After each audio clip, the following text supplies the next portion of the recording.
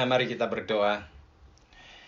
Ya Tuhan, kami kembali mengucap syukur dan berterima kasih atas segala kemurahan, rahmat, dan berkat Tuhan yang kami alami di dalam hidup kami, dan juga pengharapan-pengharapan yang Tuhan janjikan kepada kami. Kami memiliki arah dan tujuan yang jelas karena kami telah dipilih, telah diangkat menjadi anak-anak Tuhan. Kami juga diberikan masa depan dan pengharapan akan memasuki kemuliaan seperti Tuhan kami Yesus Kristus.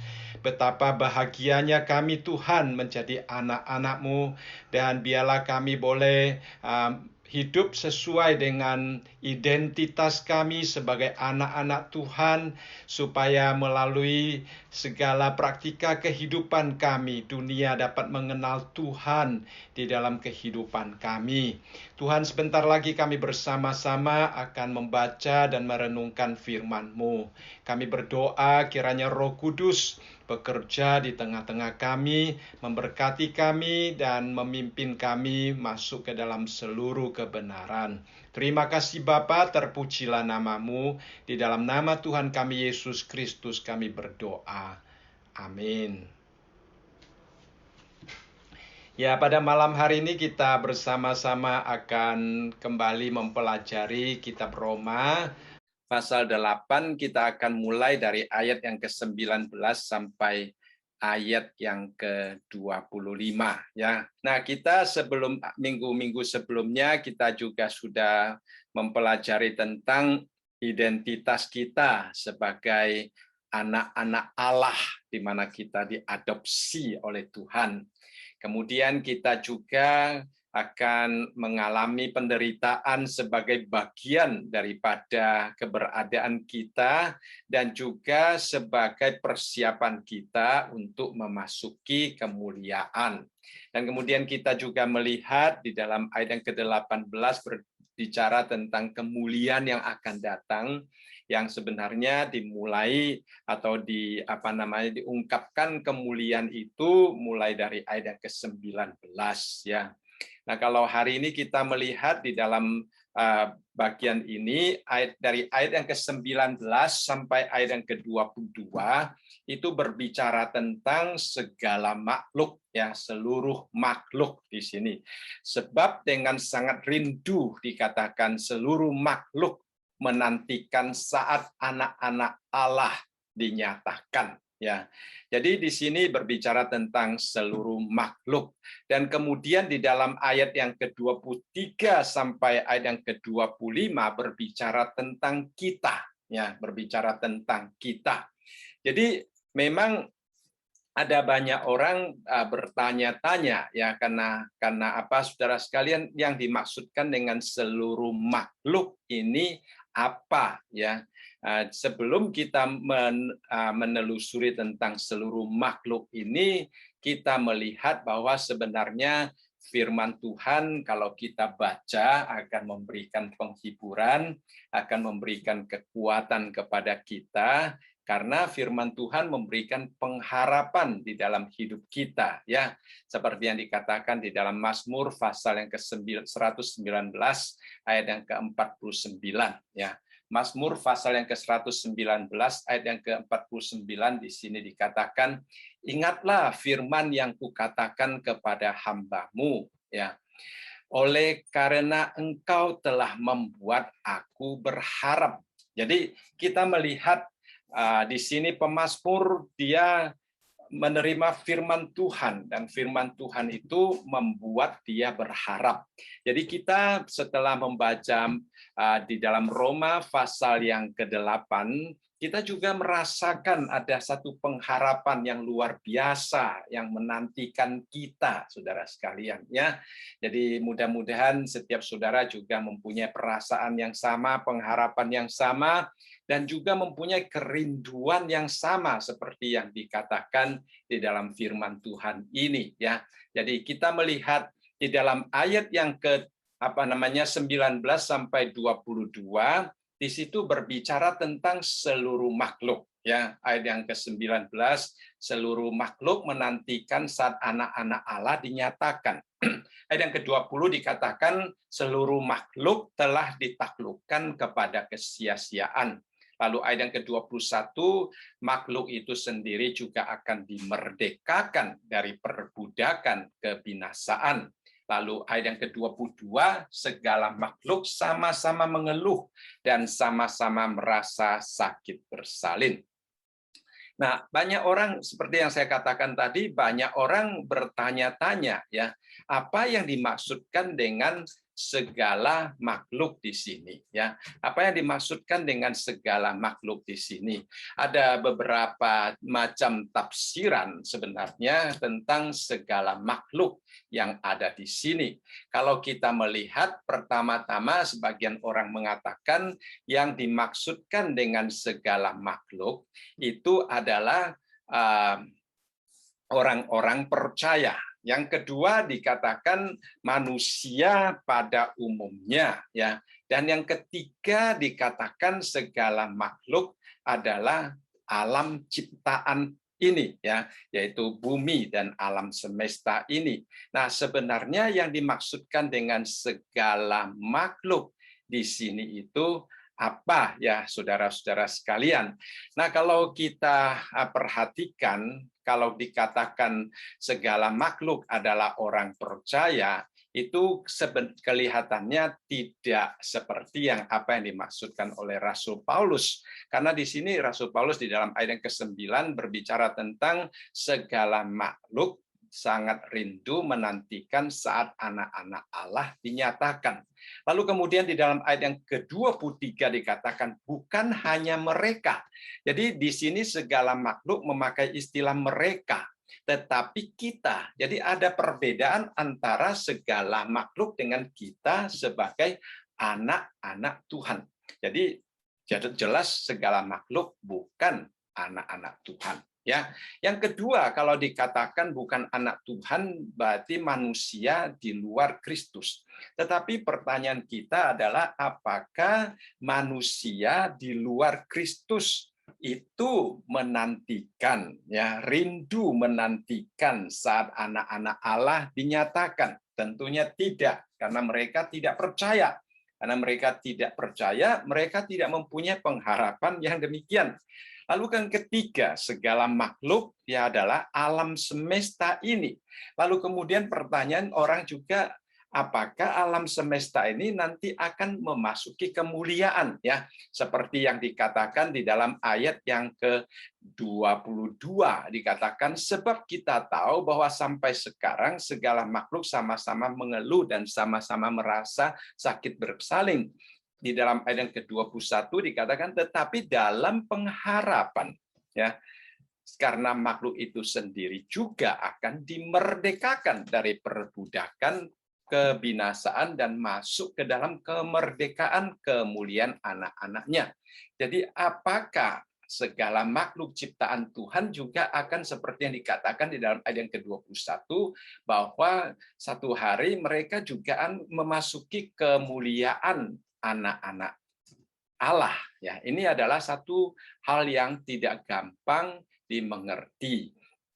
Tetapi Paulus di sini menolong kita untuk mengerti. Jadi kita nanti akan meninjau satu persatu apa pertanyaan kita. Jadi yang jelas kalau menurut saya yang dimaksudkan dengan segala makhluk di sini bukan orang percaya.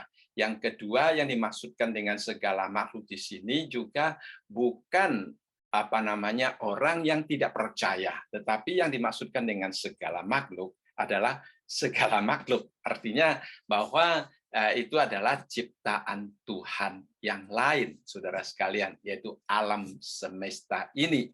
Atau kalau kita nanti bahas lebih lanjut, kita akan melihat itu adalah langit dan bumi yang baru yang akan Tuhan sediakan bagi kita sebagai suatu kemuliaan yang begitu agung dan transenden, ya saudara sekalian, yang sangat diharapkan dan sangat dirindukan oleh segala makhluk. Ya, baiklah kita melihat pertama-tama di dalam ayat yang ke-19 ya.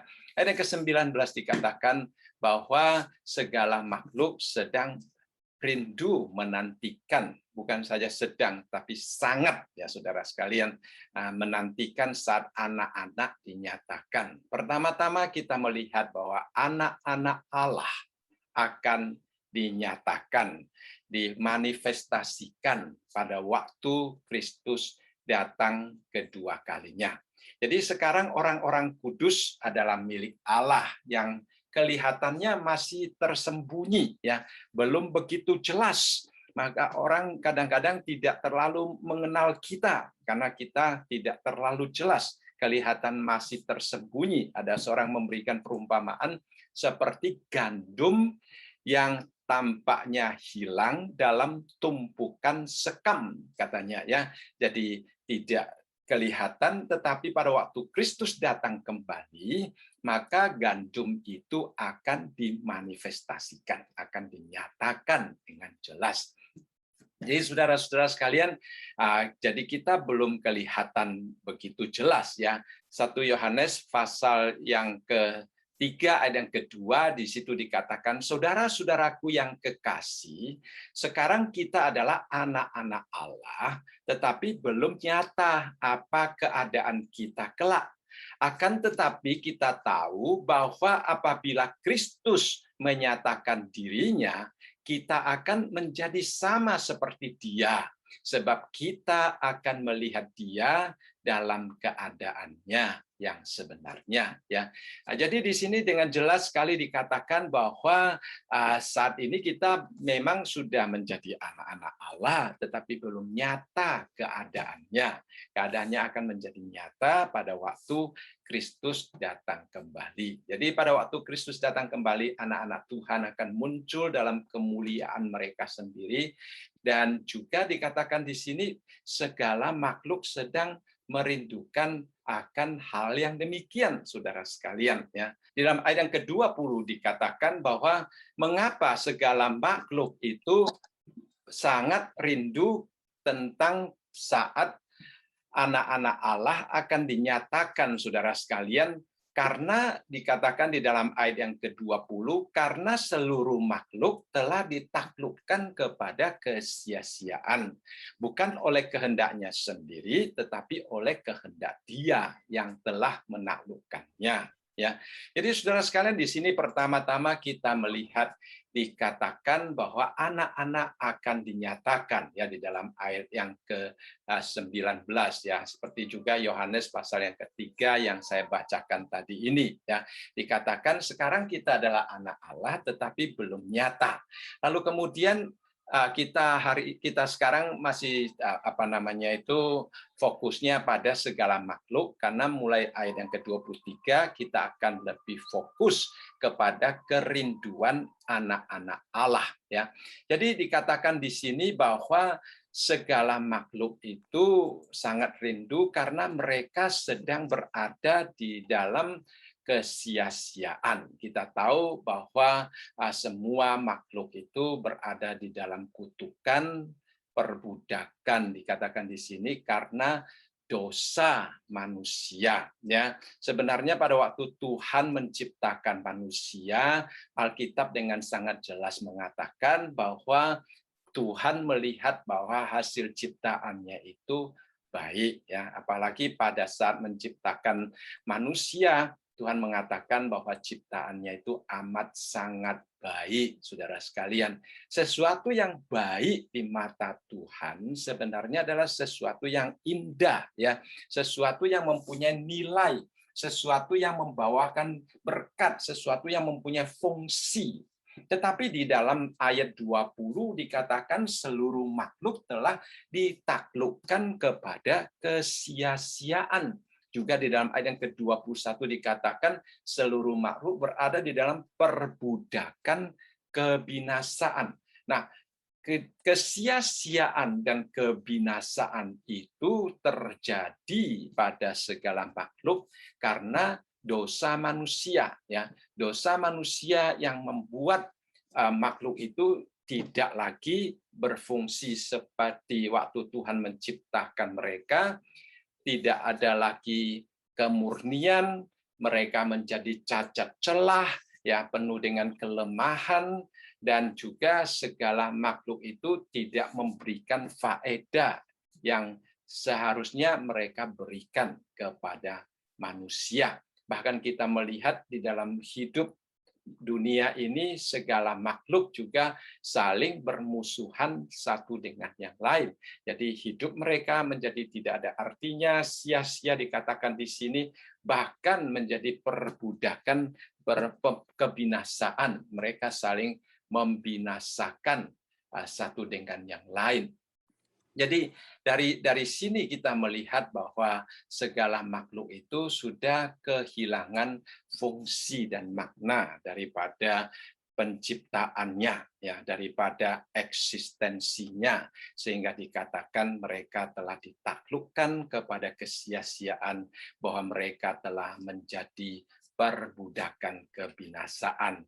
Oleh sebab itu, saudara sekalian, ya, kita sebagai orang Kristen, kita tidak mau mengejar sesuatu yang sudah ditaklukkan kepada kesia-siaan. Kita juga tidak mau mengejar sesuatu yang dikatakan sebagai perbudakan kebinasaan. Ya, kalau kita hidup di dalam dunia ini, kita hanya menginginkan, ya, materi-materi yang ada di dalam dunia ini. Kalau kita hanya mengejar materi-materi yang ada di dalam dunia ini, sebenarnya kita sedang mengejar sesuatu yang telah ditaklukkan kepada sia-sia. Ya, itulah sebabnya kadang-kadang kita mendengar orang bersaksi, ya, mereka sebelum mendapatkan sesuatu, mereka begitu rindu untuk mendapatkannya. Ya, setelah mereka mendapatkan apa yang mereka dapatkan, mereka merasa tidak ada artinya juga. Ya, mereka merasa begitu-begitu saja, sehingga tidak ada artinya. Padahal pada waktu Allah menciptakan segala makhluk, Allah menyerahkan segala makhluk itu kepada manusia, ya, seperti di dalam Kejadian pasal yang pertama ayat yang ke-28. Di sini dikatakan beranak cuculah dan bertambah banyak, penuhilah bumi dan taklukkanlah itu. Berkuasalah atas ikan-ikan di laut dan burung-burung di udara dan atas segala binatang yang merayap di bumi. Jadi kita melihat di sini Tuhan memberikan kuasa kepada manusia, karena ciptaan Tuhan itu dipandang indah. Ya, ciptaan Tuhan itu dipandang sebagai sesuatu yang berfungsi, ya, sesuatu yang membawa berkat di dalam hidup manusia, sesuatu yang seharusnya dapat dinikmati oleh manusia karena itu diberikan kepada manusia, dan Tuhan memberikan kuasa kepada manusia. Tapi sangat disayangkan, saudara sekalian, ya, kuasa itu disalahgunakan. Kuasa itu disalahgunakan. Ada seorang penulis mengatakan, manusia telah menindas makhluk-makhluk yang diserahkan kepadanya. Ketika manusia menyerahkan diri kepada dosa, mereka juga menyerahkan segala makhluk ke dalam perbudakan, kerusakan, dan kesia-siaan. Seperti yang kita baca tadi di dalam ayat yang ke-20 dan ayat yang ke-21 tadi. Jadi Tuhan pada akhirnya juga akan menghukum manusia, termasuk semua makhluk yang telah Tuhan serahkan kepada manusia. Ya, jadi saudara sekalian, kita melihat di sini mengapa segala makhluk itu dikatakan sia-sia. Ya, di dalam ayat yang ke-22 dikatakan, sebab kita tahu bahwa sampai sekarang segala makhluk bersama-sama mengeluh dan sama-sama merasa sakit bersalin. Ya, di sini dengan jelas dikatakan bahwa keadaan makhluk itu mengeluh. Tentunya kita tahu ini adalah suatu ekspresi figuratif, ya, memakai cara manusia untuk menjelaskan tentang keadaan daripada segala makhluk, saudara sekalian, ya. Dosa dikatakan menjadi beban bagi seluruh ciptaan yang Allah ciptakan. Allah memberikan segala sesuatu kepada manusia, tetapi karena dosa malah segala sesuatu itu menjadi beban di dalam hidup manusia. Ya, saudara sekalian, dikatakan di sini mengeluh segala makhluknya. Ya, kita di dalam Yesaya pasal yang ke-46 ayat yang pertama dan kedua dikatakan Dewa Bel sudah ditundukkan, Dewa Nebo sudah direbahkan, patung-patungnya sudah diangkut di atas binatang, di atas hewan yang pernah kamu arak. Sekarang telah dimuatkan sebagai beban pada binatang yang lelah, yang tidak dapat menyelamatkan bebannya itu. Dewa-dewa itu bersama-sama direbahkan dan ditundukkan, dan mereka sendiri harus pergi sebagai tawanan. Nah, kalau kita melihat ayat ini, Dewa Bel di sini adalah, kalau di dalam bahasa Ibrani, Baal. Ya, kalau di dalam bahasa Babel, Babilonia, ditulis sebagai Bel. Dewa Nebo adalah dewa ilmu pengetahuan daripada orang-orang Babilonia. Jadi dua dewa ini adalah dewa yang disembah oleh orang-orang Babilonia pada waktu ditaklukkan. Berarti dewanya tidak dapat memelihara mereka, bahkan dikatakan bahwa dewa mereka telah direbahkan, ya, telah ditundukkan. Dan dikatakan di sini bahwa karena manusia direbahkan, karena manusia gagal, karena manusia berdosa, malah menyebabkan binatangnya yang menjadi beban. Ya, binatang yang begitu lelah sudah malah harus memikul beban. Jadi kita melihat di sini dikatakan di dalam ayat yang ke-22 bahwa segala makhluk sama-sama mengeluh, saudara sekalian. Ya, ada seorang mengutip gini, dia katakan batu-batu juga berteriak karena dosa manusia. Tanah juga menangis karena dosa manusia, saudara sekalian. Kalau kita melihat di dalam Habakuk pasal yang kedua yang ke-11 dikatakan, sebab batu berseru-seru dari tembok dan balok menjawabnya dari rangka rumah. Celakalah orang yang mendirikan kota di atas darah dan meletakkan dasar benteng di atas ketidakadilan. Jadi ini adalah suatu gambaran figuratif yang menunjukkan bahwa alam ciptaan yang Tuhan berikan kepada manusia, karena dosa manusia telah menindas alam semesta ini, menyalahgunakan kuasa yang Tuhan berikan kepada manusia, sehingga alam semesta ini juga mengeluh, saudara sekalian. Ya, lalu di dalam ayat Ayub dikatakan, jikalau ladangku berteriak karena aku dan alur bajaknya menangis bersama-sama, saudara sekalian, itu adalah suatu penindasan terhadap alam ciptaan. Nah, kalau kita hari melihat banyak sekali bencana yang terjadi, banyak sekali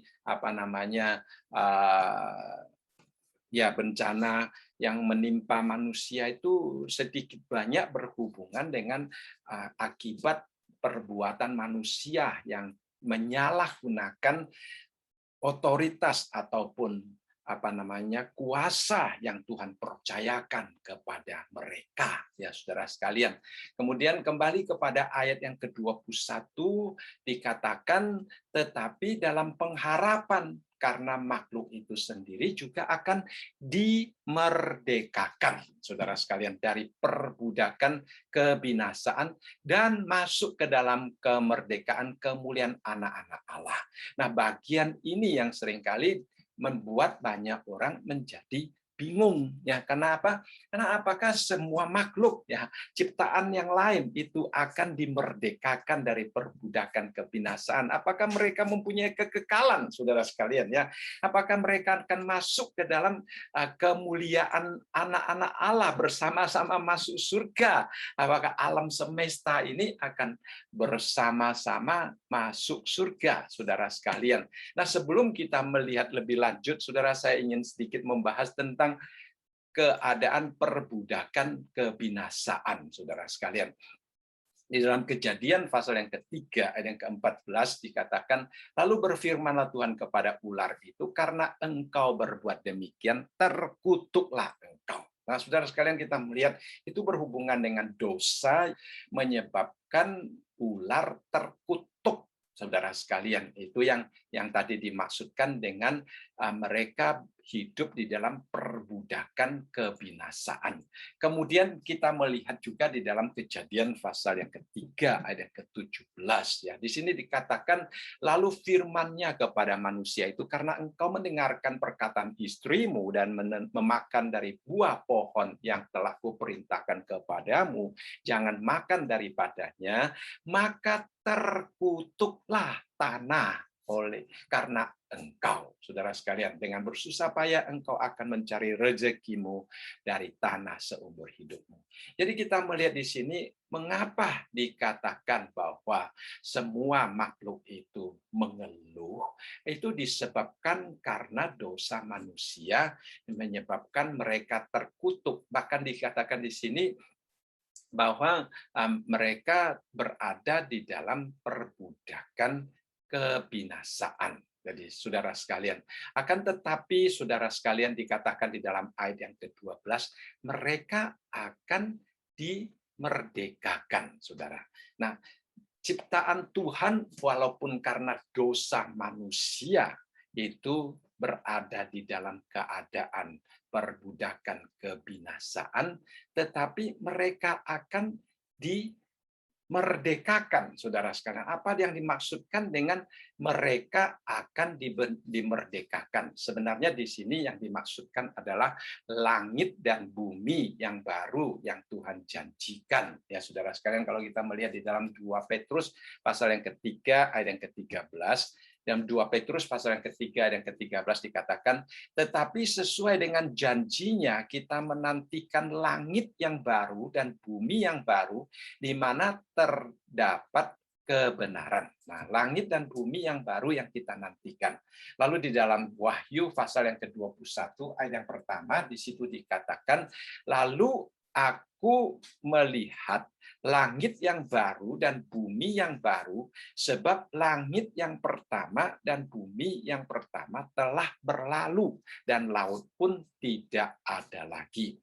Saudara, perlu kita perhatikan baik-baik ya di sini. Walaupun dikatakan di sini bahwa mereka akan dimerdekakan dan mereka akan masuk ke dalam kemerdekaan, kemuliaan anak-anak Allah, tetapi mereka berbeda dengan kita. Ya, kalau kita masuk ke dalam kemuliaan bersama dengan tubuh kita yang sebenarnya, ya seperti yang pernah saya katakan sebelumnya, bahwa di dalam konsep reinkarnasi, ya di dalam konsep reinkarnasi, manusia itu akan berada di tubuh yang satu, pindah ke tubuh yang lain, saudara sekalian. Mereka akan berpindah-pindah sesuai dengan reinkarnasi yang dialami oleh mereka. Tetapi kita berbeda karena kita tidak akan meninggalkan tubuh kita ini, ya. Artinya pada waktu kita meninggal, kita akan meninggal, tetapi setelah bangkit, kita melihat Tuhan Yesus setelah bangkit, murid-muridnya masih dapat mengenal Dia. Ya, jadi tubuhnya, walaupun itu tubuh adalah tubuh rohani, tetapi tubuh kita ini akan dimerdekakan, ya, dinyatakan di dalam kemuliaan. Tetapi alam semesta ini berbeda. Alam semesta ini berbeda. Perbedaannya adalah dengan jelas dikatakan bahwa langit yang pertama dan bumi yang pertama telah berlalu, saudara sekalian. Ya, tidak ada lagi. Bukan berarti langit dan bumi yang sekarang ini akan bersama-sama dengan kita masuk ke dalam kemuliaan. Ya, nah, itu harus hati-hati karena saya pernah mendengar satu buku penafsir, saya baca. Ya, bukan mendengar, saya baca satu buku tafsiran, saya ditulis di situ bahwa lihat semua makhluk ini katanya akan dimerdekakan dari perbudakan kebinasaan. Itulah sebabnya kita harus sayang kepada anjing-anjing kita sekarang katanya, karena nantinya anjing kita juga akan bersama-sama merindukan kemerdekaan tersebut, saudara. Itu adalah konsep yang salah, saudara sekalian, karena memang bukan demikian. Ya, langit dan bumi yang baru itu berbeda dengan langit dan bumi yang pertama ini, karena langit dan bumi yang pertama ini akan berlalu. Ya, bahkan di dalam Yesaya pasal yang ke-65 ayat yang ke-17 dengan sangat jelas dikatakan di sini, sebab sesungguhnya aku menciptakan langit yang baru dan bumi yang baru. Hal-hal yang dahulu tidak akan diingat lagi dan tidak akan timbul lagi dalam hati. Nah, saudara sekalian perhatikan ya, jadi Allah yang akan menciptakan langit dan bumi yang baru.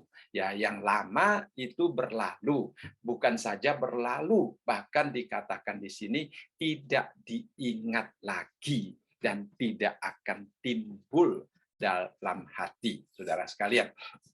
Jadi jangan jelas ya, saudara. Jadi Tuhan akan melenyapkan langit dan bumi yang pertama, dan kita akan memasuki langit dan bumi yang baru. Jadi dikatakan di sini bahwa mereka akan masuk ke dalam kemerdekaan kemuliaan anak-anak Allah. Ya, apa yang dimaksudkan di sini? Ya, memang sesuatu yang tidak gampang dimengerti. Ya, apakah alam semesta ini termasuk tumbuh-tumbuhan, termasuk binatang dan sebagainya, itu akan nanti masuk ke dalam kemerdekaan kemuliaan Allah ya. Nah, sekali lagi tadi kita katakan Allah menciptakan langit dan bumi yang baru. Yang ini sudah berlalu, bukan saja berlalu, tidak akan diingat ya, tidak akan timbul lagi di dalam hati kita. Nah, yang dimaksudkan dengan masuk ke dalam kemuliaan, seorang penafsir berkata demikian, dan akan ada kemuliaan yang dianugerahkan kepada langit dan bumi yang baru, yang dalam proporsi kodrat mereka akan sesuai dan sebesar kemuliaan anak-anak Allah bagi mereka, ya, dan tentunya dalam kodrat mereka, ya, dalam situasi mereka. Mereka juga berada di dalam satu situasi yang memiliki kemuliaan yang sesuai atau sebesar dengan anak-anak Allah. Ya, saya rasa itu adalah satu tafsiran yang kelihatannya cukup jelas ya, itu adalah ciptaan baru ya, ciptaan baru. Jadi langit dan bumi yang baru. Nah, artinya saudara sekalian ya, artinya bahwa kita berada di dalam satu lingkungan yang mulia. Karena tubuh kita sudah diperbaharui, sudah memiliki kemuliaan seperti tubuh Kristus yang bangkit, kita juga berada di dalam satu lingkungan yang mulia, saudara sekalian. Sehingga langit dan bumi yang baru itu, karena kita mulia, kita juga berada di dalam lingkungan yang mulia, langit dan bumi yang baru yang diciptakan oleh Tuhan, juga dalam keadaan seperti kita mulia. Ya, transcendence ya, saudara sekalian, sempurna, saudara sekalian, sehingga anak-anak Allah boleh dengan leluasa bergerak, bereksis di dalam dunia langit dan bumi yang baru, yang mulia itu. Nah, di dalam ayat yang Ibrani pasal yang kedua, ayat yang ke-10 sampai 11 di sini dikatakan, sebab memang sesuai dengan keadaan Allah yang baginya dan olehnya segala sesuatu dijadikan, yaitu Allah yang membawa banyak orang kepada kemuliaan, juga menyempurnakan Yesus yang memimpin mereka kepada keselamatan dengan penderitaan. Sebab Ia yang menguduskan dan mereka yang dikuduskan, mereka semua berasal dari satu. Itulah sebabnya Ia tidak malu menyebut mereka saudara. Jadi saudara sekalian, di sini kita melihat bahwa manusia memasuki di dalam kemuliaan Allah. Ya, anak-anak manusia memasuki kemuliaan Allah. Dikatakan di sini kita dan Yesus menjadi satu karena Yesus adalah kepala dan kita adalah tubuhnya, sehingga dikatakan di sini bahwa menyempurnakan Yesus, ya. Jadi kita dibawa masuk ke dalam kemuliaan itu sebagai suatu ekspresi daripada penyempurnaan Yesus, karena tubuh Kristus sudah datang bersama-sama dengan kepalanya. Dan kemudian di sini dikatakan bahwa kita yang mulia ini berada di dalam satu lingkungan yang mulia. Ya, sehingga langit dan bumi yang baru dikatakan di sini adalah mulia. Tubuh kita yang rohani, kita berada di dalam lingkungan langit dan bumi yang baru, maka langit dan bumi yang baru itu juga tentunya bersifat rohani, saudara. Kalau menurut saya, ya, jadi tanam-tanaman, hewan, ternak dan sebagainya itu kita tidak tahu apakah itu akan sungguh-sungguh ada, ya. Tapi di dalam Yesaya pasal yang ke-65 ayat yang ke-25 dikatakan serigala dan anak domba akan bersama-sama makan rumput, singa akan makan jerami seperti lembu, dan ular akan hidup dari debu. Tidak ada yang berbuat jahat atau yang berlaku busuk di segenap gunungku yang kudus, firman Tuhan. Jadi dikatakan serigala dan anak domba akan bersama-sama makan rumput. Artinya mereka tidak akan memakan satu terhadap yang lain. Singa juga akan jerami, tidak akan menerkam binatang yang lain. Itu adalah suatu gambaran tentang binatang-binatang yang diciptakan Tuhan dalam langit dan bumi yang baru itu akan hidup di dalam perdamaian. Tadi saya katakan karena dosa manusia, binatang-binatang menjadi saling bermusuhan satu dengan yang lain.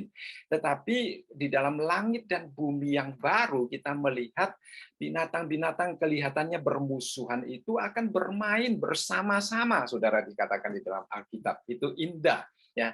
Nah, itu saya percaya itu adalah satu keadaan rohani mulia tanpa dosa, kudus, dan dikatakan sangat indah, saudara sekalian, ya. Langit dan bumi itulah yang kita rindukan. Jadi di dalam langit dan bumi yang baru kita kembali kepada keadaan kita yang semula, di mana Tuhan menciptakan kita. Tuhan katakan itu adalah baik, ya, amat sangat baik. Tidak ada dosa, tidak ada kejahatan, tidak ada kompleksiti dan masalah kehidupan bermasyarakat, masalah politik, masalah ekonomi, saudara sekalian.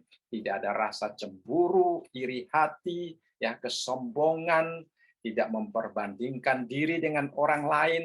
Itu adalah suatu situasi manusia yang indah di mata Tuhan. Yang dimaksudkan mulia di sini sebenarnya adalah mulia di mata Tuhan, bukan mulia di dalam konsep diri kita sendiri, bukan mulia di dalam konsep diri orang lain, tetapi mulia di mata Tuhan. Sehingga sifat manusia itu juga sudah diubah oleh Tuhan, ya. Dan tidak ada godaan iblis di sana karena iblis sudah dibelenggu. Jadi saudara sekalian, kita membahas tentang Roma, kita melihat ada dua hukum yang saling menarik kita. Di sana tidak ada lagi, ya. Hanya Allah Tritunggal saja yang akan bekerja di dalam hati kita, yang akan memimpin kita, dan kita akan memuji-muji Tuhan di dalam alam yang baru itu, ya, saudara. Jadi kita merindukannya, ya, kita merindukannya. Ya, itulah saudara sekalian, jadi alam, segala makhluk di sini, alam semesta ini juga merindukan, katanya, sesuai dengan Paulus. Dan alam semesta yang dimaksudkan di sini bukan alam semesta yang sekarang juga akan masuk ke surga, tidak. Tetapi Tuhan akan menciptakan langit dan bumi yang baru. Bahkan saudara membaca di dalam Wahyu dikatakan Yerusalem yang baru akan turun. Nah, ada seorang penafsir yang mengatakan kita berada di dalam dunia sekarang ini, Yerusalem baru turun, katanya. Kita tidak tahu, ya, di mana tempatnya kita tidak tahu, tetapi yang jelas itu adalah ciptaan baru. Ya, kita adalah ciptaan baru setelah kita percaya kepada Tuhan Yesus, kemudian kita ditaruh di satu tempat, ya, ciptaan baru yang Tuhan sediakan bagi kita, dan tempat itu juga sama mulianya sehingga kita menjadi leluasa berada di dalam keadaan yang mulia, ya, kita bergerak di situ, kita hidup di situ. Jadi itu adalah pengharapan daripada alam semesta yang dikatakan Rasul Paulus di dalam pasal yang ke-8 ayat yang ke-19 sampai ayat yang ke-22. Kemudian kalau kita melihat di dalam pasal yang ke-8 ayat yang ke-23, nah, seperti yang saya katakan tadi, di sini berbicara tentang kita, ya, berbicara tentang kita. Kalau di dalam ayat yang ke-19 tadi, ya, berbicara tentang seluruh makhluk, ya saudara sekalian. Tetapi di dalam ayat yang ke-23 mulai berbicara tentang kita, nah, saudara sekalian, ya, berbicara tentang kita sebagai anak-anak Tuhan, ya. Nah, kita akan melihat di sini, ya. Kita kan dikatakan di sini, dan bukan hanya mereka saja, bukan hanya segala makhluk, tetapi kita telah menerima karunia sulung roh. Nah, apa yang dimaksudkan dengan karunia sulung, saudara sekalian, ya? Dalam bahasa aslinya karunia sulung ini adalah buah sulung. Nah, buah sulung yang dimaksudkan di sini, kalau menurut pengertian saya, itu bukan perbandingan antara kita dengan orang lain, ya. Yang sulung, siapa yang sulung manusia yang lain, yang kedua, karena ada orang salah menafsir, mereka mengatakan, lihat, ya, orang Kristen adalah buah sulung, orang bukan Kristen adalah buah-buah selanjutnya, katanya. Berarti ada kemungkinan bagi orang yang tidak percaya sekarang, satu hari juga akan menikmati apa yang kita nikmati, katanya, karena kita adalah buah sulung daripada mereka, katanya. Saudara, itu adalah tafsiran yang salah, saudara. Itu adalah tafsiran yang salah. Karena di dalam konteks ayat ini, ya, bagian ini, yang dijelaskan adalah perbandingan kita dengan mereka. Dan yang dimaksudkan dengan mereka di sini adalah semua ciptaan, ya, langit dan bumi yang baru. Jadi kita dianggap sebagai yang sulung karena kita sudah menerima terlebih dahulu akan status kita sebagai anak Allah. Kita telah menjadi ciptaan baru di dalam Tuhan Yesus terlebih dahulu sebelum Allah menciptakan langit dan bumi yang baru, saudara. Ya, perhatikan baik-baik. Allah akan menciptakan langit dan bumi yang baru. Tetapi sebelum Allah menciptakan langit dan bumi yang baru, Allah sudah menciptakan kita sebagai ciptaan yang baru pada waktu kita percaya kepada Tuhan Yesus. Itulah sebabnya di sini dikatakan kita menerima karunia sulung. Ya, kita sebagai yang sulung, buah sulung roh, dibandingkan dengan ciptaan baru, langit dan bumi yang baru yang akan Tuhan ciptakan. Ya, ini perlu kita jelaskan. Karena kita sudah begitu jelas memiliki atau menjadi ciptaan baru, maka janji Tuhan tentang langit dan bumi yang baru yang akan Tuhan ciptakan nanti juga serial, ya, keadaan kita sekarang, ya, itu adalah sesuatu harapan yang pasti akan terjadi di kemudian hari. Lalu kemudian dikatakan di sini, tetapi kita yang telah menerima karunia sulung roh, kita juga mengeluh dalam hati kita sambil menantikan pengangkatan sebagai anak, yaitu pembebasan tubuh kita. Nah, saya pertama-tama kita melihat di sini, kita mengeluh, saudara sekalian, ya, kita mengeluh. Mengapa kita juga mengeluh, saudara sekalian, ya? Kita adalah buah sulung, tapi lalu mengapa, ya, kita mengeluh, saudara? Kalau kita membaca di dalam 2 Korintus pasal yang ke-5, di situ menunjukkan tentang mengapa kita mengeluh. saudara sekalian. Ya, dalam 2 Korintus pasal yang kelima di sini dikatakan, karena kami tahu bahwa jika kemah tempat kediaman kita di bumi ini dibongkar, Allah telah menyediakan suatu tempat kediaman di surga bagi kita, suatu tempat kediaman yang kekal yang tidak dibuat oleh tangan manusia. Nah, pertama-tama istilah kemah dan istilah tempat tinggal yang dikatakan di sini sebenarnya bukan rumah, ya, bukan rumah kita, saudara, bukan kemah atau rumah yang sekarang kita tinggal ini. Yang dimaksudkan di sini adalah tubuh kita, ya, tubuh kita. Karena tubuh jasmani ini bersifat sementara, tubuh rohani kita itu baru bersifat kekal, saudara sekalian. Jadi ini dianggap sebagai kemah. Dan satu hari kita akan memiliki, dikatakan di sini, tempat kediaman di surga. Jadi pada waktu kita meninggal, kemah ini dibongkar, saudara sekalian. Tubuh ini ditinggalkan. Ya. Tetapi Tuhan menyediakan tubuh yang baru di surga bagi kita, tempat kediaman yang kekal, ya saudara sekalian. Nah, yang kedua dikatakan selama kita dalam kemah ini, ya, selama kita berada di dalam tubuh ini, kita mengeluh karena kita rindu mengenakan tempat kediaman surgawi di atas kediaman kita yang sekarang ini. Nah, saudara, ya, kita tidak ingin mengalami kematian, meninggalkan tubuh yang fana ini, dan kita ingin memakai tubuh yang mulia itu, saudara sekalian. Sebab dengan demikian kita berpakaian dan tidak kedapatan telanjang. Nah, ayat yang keempat mengatakan, sebab selama masih diam di dalam kemah ini, kita mengeluh oleh karena apa? Beratnya tekanan. Karena kita mau mengenakan pakaian yang baru itu tanpa menanggalkan yang lama. Nah, tadi menggunakan istilah kemah. Sekarang menggunakan istilah pakaian, saudara sekalian, ya, supaya yang fana ini ditelan oleh hidup.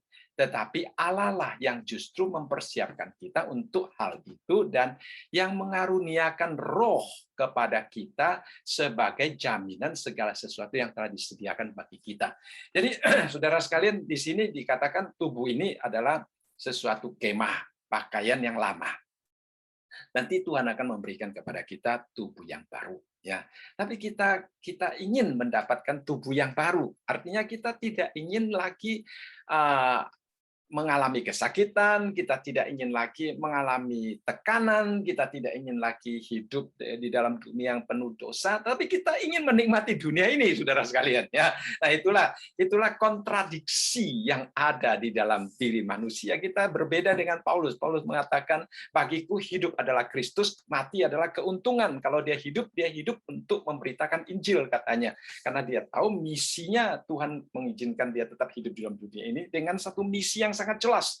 Tapi kadang-kadang kita ingin memiliki kondisi surgawi di dalam keadaan dunia ini, dan itu yang membuat kita semakin merasa mengeluh, saudara sekalian, karena seolah-olah kita sudah percaya kepada Tuhan, tetapi janji-janji Tuhan itu masih belum terrealisasikan di dalam hidup kita, sehingga hidup kita kadang-kadang seperti dunia orang-orang yang belum mengenal Tuhan, ya, tidak mempunyai perbedaan secara fisik, sehingga hal itu menjadi tekanan di dalam hidup kita. Tetapi kalau kita mengerti seperti Rasul Paulus bahwa hidup adalah Kristus dan mati adalah keuntungan, dan kalau kita diizinkan hidup adalah untuk melayani Tuhan, untuk memenangkan jiwa, saudara sekalian, maka ayat yang ke-6 itu akan menjadi bagian kita. Ayat yang ke-6 dikatakan, maka oleh karena itu hati kami senantiasa tabah, meskipun kami sadar bahwa selama kami mendiami tubuh ini, nah di sini pakai istilah tubuh, ya, di atas memakai istilah kemah, memakai istilah tempat kediaman, memakai istilah baju, pakaian, tetapi di sini dia memakai tubuh, ya. Dia katakan bahwa selama kami mendiami tubuh ini, kami masih jauh dari Tuhan. Jadi hal-hal ini akan terjadi. Nah, saudara sekalian ya, jadi kita kadang-kadang ada orang mengatakan, kita seringkali berkata Tuhan datanglah, Tuhan datanglah. Ya, ada seorang pendeta mengatakan kita berdoa terus Tuhan datanglah, Tuhan datanglah. Akhirnya Tuhan tidak datang, kita yang pergi ketemu dengan Tuhan katanya, saudara sekalian ya. Jadi kita yang mati. Tapi manusia kelihatannya tidak ingin mengalami kematian, langsung ingin mendapatkan tubuh yang mulia yang Tuhan sediakan. Itulah sebabnya dikatakan di sini kita mengeluh. Dan kita mengeluh di sini dikatakan kita mengeluh di dalam hati kita, ya. Kita mengeluh di dalam hati kita. Jadi kita bukan mengeluh seperti orang yang meronta-ronta, kita mengeluh karena ada satu kerinduan di dalam hati kita. Kita rindu, saudara sekalian, sesuatu ya, sehingga ada keluhan. Apa yang kita rindukan? Nah, ini dalam ayat yang ke-23 menunjukkan kepada kita apa yang kita rindukan, ya saudara sekalian. Objek daripada kerinduan kita adalah pengangkatan kita sebagai anak dan pembebasan tubuh kita. Jadi, saudara-saudara, kita melihat di sini, kita di sebelumnya juga sudah membahas tentang pengangkatan, ya, adopsi. Kita diadopsi menjadi anak Allah. Kita sudah diadopsi belum? Sudah, saudara sekalian, ya. Kita sudah diadopsi. Tetapi di sini dikatakan kita menanti pengangkatan sebagai anak dan pembebasan tubuh kita. Nah, saudara sekalian, seperti yang kita baca di dalam 2 Korintus pasal yang ke-5 tadi, bahwa kita ingin memakai tubuh yang baru, kita ingin mengenakan tempat tinggal yang baru, mengenakan pakaian baru, tanpa mau menanggalkan pakaian lama, tubuh yang lama ini, saudara sekalian. Sehingga kita mengeluh. Nah, sebenarnya kita rindu agar supaya tubuh kita dibebaskan daripada keadaan yang fana ini. Kita rindu untuk mendapatkan tubuh yang mulia itu. Nah, dikatakan di sini itu adalah sasaran ataupun pengharapan kita sebagai anak-anak Tuhan pada waktu kebangkitan daripada Tuhan Yesus. Nah, pertanyaan yang seringkali ditanyakan oleh banyak orang adalah tentang pengangkatan, ya, tentang pengangkatan, ya, seperti saya katakan tadi, apakah kita benar-benar sudah diangkat menjadi anak Allah? Tentunya kita sudah diangkat menjadi anak Allah, ya, kita sudah diadopsi menjadi anak Allah, tetapi adopsi itu masih merupakan suatu misteri bagi dunia. Adopsi itu masih merupakan sesuatu yang belum dinyatakan kepada dunia. Allah mengaku kita sebagai anak sudah, ya, karena pada waktu kita percaya kepada Tuhan Yesus. Tetapi pengakuan Allah kepada kita sebagai anak belum terbuka bagi dunia ini. Ya, dunia belum tahu. Sehingga kadang-kadang dunia menertawakan kita sebagai orang Kristen, orang yang bodoh, ya, karena tidak berani melakukan dosa seperti yang mereka lakukan, ya. Karena kita hidup sepertinya sangat menyia-nyiakan akan kenikmatan dunia ini, saudara sekalian. Sehingga bagi dunia, pengangkatan kita sebagai anak itu masih merupakan satu misteri, masih belum terbuka. Nah, seperti yang dikatakan ayat yang ke-9 tadi, penyataan anak-anak Allah sebenarnya adalah pengangkatan kita sebagai anak. Nah, seorang menggunakan dengan sangat bagus istilah ini, dia mengatakan akte adopsi kita, ya, akte adopsi kita yang sekarang sudah ditulis, sudah ditandatangani, sudah dimeteraikan, ya, saudara sekalian, ya, akte kelahiran kita sebagai adopsi itu sudah ditulis, sudah ditandatangani, sudah dimeteraikan, tetapi masih belum diberlakukan, katanya akan diberlakukan, akan diumumkan. Ya, tentunya kita sudah menikmati hidup sebagai anak Allah, tetapi secara umum ya akan diumumkan, akan diterbitkan pada waktu Kristus datang kedua kali. Nah, pada waktu itu mungkin akan membuka mata dunia orang-orang yang tidak mengenal Tuhan. Wah, apa yang dijanjikan oleh Alkitab, apa yang dijanjikan oleh Tuhan kepada setiap orang yang percaya kepada Tuhan, itu sungguh-sungguh benar terjadi di dalam diri kita, ya.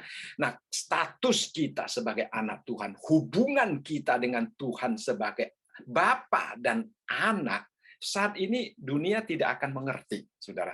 Tidak akan mengerti. Hanya kita secara rohani, di dalam kehidupan rohani kita, kita menikmatinya, kita mengalaminya. Tetapi masih menjadi misteri bagi dunia. Nah, hal ini akan dinyatakan. Jadi ini yang dimaksudkan dengan pengangkatan kita sebagai anak, ya saudara sekalian. Dan dikatakan di sini pembebasan tubuh kita. Jadi pembebasan tubuh itu dianggap sebagai suatu penyempurnaan daripada adopsi, proses adopsi kita. Ya, adopsi dimulai pada waktu kita percaya kepada Tuhan Yesus, status kita sebagai anak yang diangkat oleh Allah sudah dilakukan. Ya. Tapi proses itu akan disempurnakan pada waktu pembebasan tubuh kita. Ya, pembebasan tubuh kita seperti yang juga kita sebutkan tadi, ya, seperti di dalam Filipi pasal yang ketiga dikatakan yang akan mengubah tubuh kita yang hina ini sehingga serupa dengan tubuhnya yang mulia menurut kuasanya yang dapat menaklukkan segala sesuatu kepada dirinya. Jadi tubuh kita akan diubah.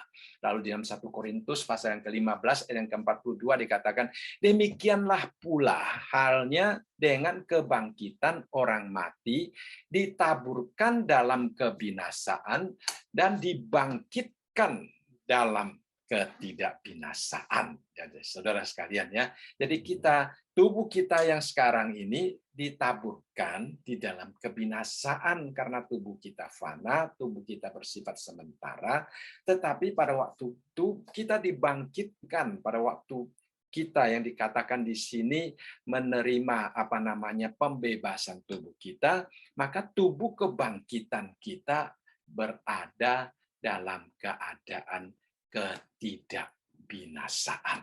Nah, ini adalah suatu harapan bagi kita, ya. Harapan bagi kita rindu agar supaya kita mendapatkan peristirahatan yang sesungguhnya, ya. Tetapi saudara sekalian, saatnya belum tiba sehingga kita tidak jarang merasa mengeluh di dalam hati kita. Nah, kemudian di dalam ayat yang ke-24 dikatakan di sini, sebab kita diselamatkan dalam pengharapan, saudara sekalian. Ya. Jadi kembali pengangkatan kita sebagai anak itu adalah suatu pengharapan, suatu proses. Kita sudah diselamatkan, tetapi penyempurnaannya pada waktu Tuhan datang kembali. Nah, kita berada di dalam pengharapan. Ya, jadi kita berharap. Lalu ayat yang ke-24 dikatakan, tetapi pengharapan yang dilihat bukan pengharapan lagi, sebab bagaimana orang masih mengharapkan apa yang dilihat. Tetapi jika kita mengharapkan apa yang tidak kita lihat, dikatakan di sini, kita menantikannya dengan tekun, saudara sekalian. Jadi kita melihat, ya, seperti dikatakan Paulus di dalam ayat 1 Korintus pasal yang ke-13 ayat yang ke-13. Demikianlah tinggal ketiga hal ini, yaitu iman, pengharapan, dan kasih. Dan yang paling besar di antaranya ialah kasih. Jadi mengapa dikatakan kasih paling besar? Karena kasih yang nantinya akan kita bawa dalam hubungan kita dengan Tuhan. Nah, banyak penafsir setuju bahwa iman dan pengharapan itu akan berakhir pada waktu kita bertemu dengan Tuhan. Ya, nah karena apa, saudara sekalian, dikatakan di sini kita sekarang masih mengharapkan, saudara sekalian, ya kita masih mengharapkan, tetapi kita mengharapkan sesuatu yang tidak dilihat, seperti yang dikatakan dalam Ibrani, iman adalah dasar dari segala sesuatu yang kita harapkan dan bukti dari segala sesuatu yang tidak kita lihat. Satu kali kita akan lihat, saudara. Satu hari nanti kita akan lihat. Sekarang kita mengharapkan sesuatu yang belum kita lihat. Nah, saudara sekalian, kalau dikatakan tetapi pengharapan yang dilihat bukan pengharapan lagi. Jadi tadi saya katakan iman, ya, yang tadi dikatakan iman, pengharapan dan kasih, iman itu akan berakhir karena tidak perlu ada pengharapan lagi karena kita sudah melihat. Tetapi kasih itu akan tetap berlanjut di dalam hubungan kita dengan Tuhan di surga nanti. Jadi kita melihat di sini satu hal yang sangat indah, ya. Jadi Tuhan memberikan pengharapan, kita diselamatkan di dalam pengharapan, Tuhan memberikan pengharapan kepada kita, itu yang membuat kita memiliki suatu kekuatan untuk hidup di dalam penderitaan, ya, karena ada pengharapan itu. Itulah sebabnya di dalam ayat yang ke-25 dikatakan, tetapi jika kita mengharapkan apa yang tidak kita lihat, kita menantikannya dengan tekun, saudara sekalian, ya. Kita akan menantikannya dengan tekun. Artinya kita tidak akan putus asa, kita tidak akan kecewa, kita tidak akan dikalahkan oleh godaan, kita tidak akan dikalahkan oleh serangan si jahat, karena apa? Fokus, sekali lagi, fokus kita pada pengharapan kita. Dan pengharapan kita adalah seperti yang dikatakan di dalam ayat yang ke-23 tadi, yaitu bahwa kita akan menantikan pengangkatan sebagai anak, yaitu pembebasan tubuh kita. Jadi saudara sekalian, pada waktu saya membaca akan bagian ini, hati saya sangat terhibur, saudara. Saya tidak tahu apakah saudara merasa terhibur, apakah saudara merasa saudara memiliki pengharapan itu, tapi bagi saya, hati saya sangat terhibur, saudara. Karena apa? Karena kita sedang menuju kepada satu keadaan yang mulia yang Tuhan sediakan bagi setiap kita sebagai anak-anak Tuhan. Dan kiranya ini juga yang membuat saudara merasa terhibur di dalam hidup saudara. Baik, kita masuk dalam doa, ya. Bapa, kami kembali mengucap syukur, hati kami sungguh terhibur, hati kami sungguh bersukacita, dan kami di satu sisi seolah-olah kami juga mengeluh karena kami rindu cepat-cepat untuk mengenakan tubuh yang baru, tubuh yang mulia, tubuh yang tidak ada masalah, tubuh yang tidak takut kepada bencana, bahkan yang kami hadapi sekarang COVID, Tuhan. Tetapi Tuhan, kami di lain sisi Engkau juga percayakan kami untuk tetap berada di dalam dunia ini. Tolonglah kami memiliki konsep hidup seperti Rasul Paulus, bahwa mati adalah keuntungan, tetapi kalau hidup, Kristuslah yang akan memproses akan kehidupan kami, supaya setiap aspek kehidupan kami sungguh-sungguh merupakan wadah dan sarana di tangan Tuhan untuk menghasilkan rencana dan misi yang telah Tuhan percayakan kepada kami. Tuhan, kami rindu agar supaya hidup kami semakin berbuah, dan kami juga rindu agar kami juga satu hari boleh melihat apa yang kami harapkan, yaitu pengangkatan kami sebagai anak secara penuh, dan juga pembebasan tubuh yang fana ini untuk mendapatkan tubuh yang mulia. Terima kasih Bapa untuk pengharapan ini, dan biarlah dengan pengertian ini kami boleh semakin tekun, semakin sabar, semakin tabah di dalam menghadapi masalah-masalah hidup ini. Terpujilah namamu Bapa, di dalam nama Tuhan Yesus kami berdoa. Amin.